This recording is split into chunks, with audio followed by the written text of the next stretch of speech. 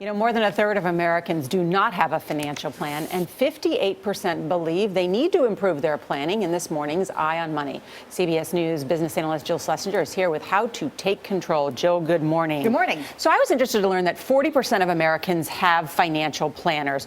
When do you know when you need to hire one? I think it's usually around these life events. So it's birth, it's death, divorce, marriage. But really important here, there are these basic things that you can complete on your own before hiring an advisor. And that may be creating a budget, living within your means, paying down your debt, establishing that emergency reserve fund, and putting money into retirement. Once that's completed and you've got your insurance needs covered, that may be the point when you start to consider a financial advisor. Do you think you have to have a certain amount of money to hire a financial advisor? And what exactly do they do for you? Okay, so they do different things for you. And the answer is not necessarily, because you may have a very complex problem around an estate issue. You may not have a ton of money yet, but maybe your parents do, and you want to start planning for that.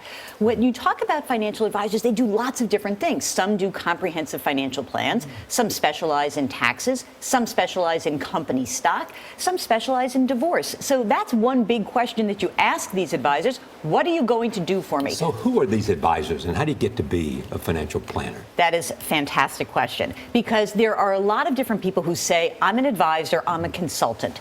There is one big question to ask a potential advisor, and it is, are you a fiduciary? That means that person has to put your needs before their needs or their company's needs. There's another form of advisor that is subject to something called suitability. I have to give you advice that's suitable for you, may not be in your best interest. So who's a fiduciary? A certified financial planner. You can go to the CFP Board of Standards website.